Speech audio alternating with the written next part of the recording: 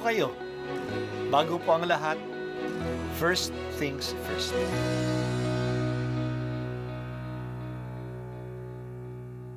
Good morning po. Sinisimulan po natin ngayon ang first things first. At dito po, tinatalakay natin sa unang bahagi ng umaga natin ay ang first readings na binabasa po sa banal na misa. Ito pong tinatalakay natin kasi madalas po kasi marami na tayong alam tungkol sa gospel readings. Pero konti po ang nagsasalita sa first readings.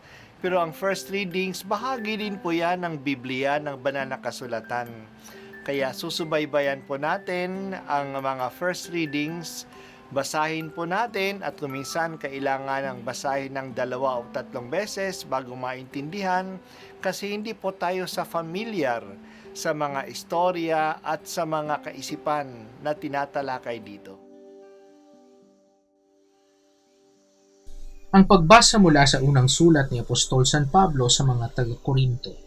Mga kapatid, alalahanin ninyo ang inyong katayuan nang kayo'y tawagin ng Diyos. Iilan lamang sa inyo ang sa paningin ng sanlibutan ay marunong, makapangyarihan at maharlika. Subalit pinili ng Diyos ang sa palagay ng sanlibutan ay kahangalan upang hiyain ang marurunong, at ang mahihina sa turing ng sanlibutan upang hiyain ang malalakas. Pinili niya ang mga itinuturing na hamak, walang halaga at walang kabuluhan sa sanlibutang ito, upang pawalang halaga ang itinuturing na dakila sa sanlibutan. Kaya't walang maaaring magmalaki sa harapan ng Diyos.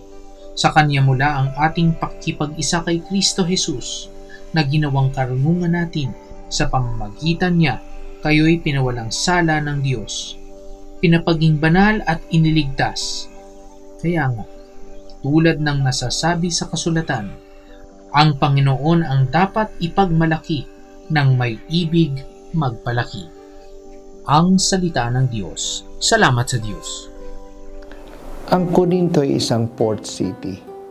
Ito ay daungan ng mga barko, kaya ang mga tao roon ay galing sa iba't ibang lugar.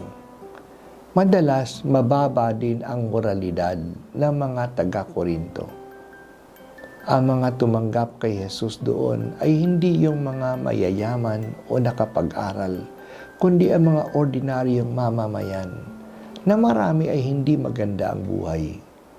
Sila ang nangangailangan ng kaligtasan, kaya sila ay naniwala kay Kristo na nangako ng kapatawaran para sa lahat.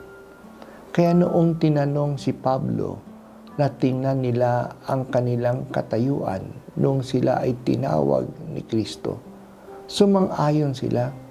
Hindi naman sila mababait, hindi man sila matataas na tao, hindi naman sila marurunong, ngunit sila ay pinili na maging anak ng Diyos. Ganyan po ang ating Diyos. Pinipili niya ang walang-wala sa paningin ng mundo. Si Abraham ay isang matanda na hindi naman kilala. Ganon din si Moises. Si David ay isang bata na hindi nga pinansin ng kanyang tatay mismo. Si Maria ay isang ordinaryong babaeng probinsyana. Si Jose ay di kilalang karpintero kahit nagaling siya sa lipi ni David. Ganon din ang mga apostol. At tayo rin. Sino ba naman tayo na ginawa tayong anak ng Diyos? Na tayo ay may pananalig sa Diyos. Kung mabuti ang ating buhay, kung tayo ay may takot sa Diyos at nasasaalang-alang sa Kanyang salita na nagsusubaybay tayo ng first things first, hindi yan dahil sa mas magaling tayo sa iba. Dahil yan sa mahal tayo ng Diyos. Wala tayong maipagmamalaki sa ating sarili.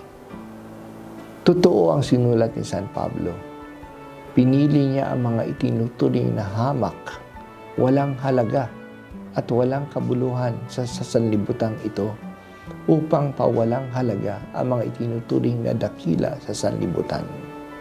Kaya't walang maaaring magmalaki sa harapan ng Diyos. Ang ating pagiging Kristiyano ay hindi ipinagmamalaki, ngunit ipinasasalamat.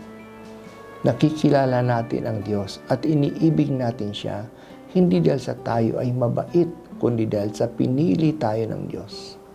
Sinabi ni Jesus na hindi tayo makalalapit sa Kanya kung hindi tayo pinili ng Ama. Ganun ang sinabi niya, "You have not chosen me, but I have chosen you." At hindi tayo ang pumili sa Kanya, tayo ang una niyang pinili. Kaya pinasasalamat natin ang ating pagkakilala sa Kanya, ang ating pagpapahalaga sa simbahan, ang ating kaalaman sa banal na kasulatan. Ang lahat ng ito ay grasya. Ang pananagutan natin ay alagaan ang mga biyayang ito at ibalita ito sa iba. Kung natutuwa tayo sa isang bagay, hindi natin ito tinatago. Binabalita natin ito. Kung tayo natutuwa sa ating pagkakilala kay Jesus, ibalita natin ito. Kung nakakatulong sa atin ang first things first, ibalita natin ito sa iba.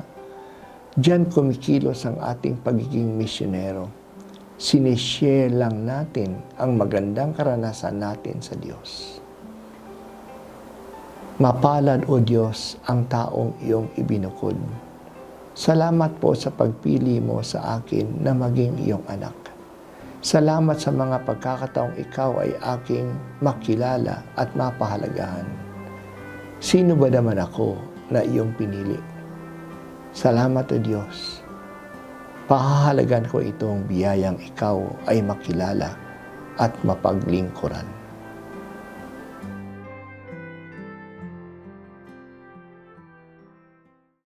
At ako po ay si Bishop Broderick Pabilio dito sa First Things First.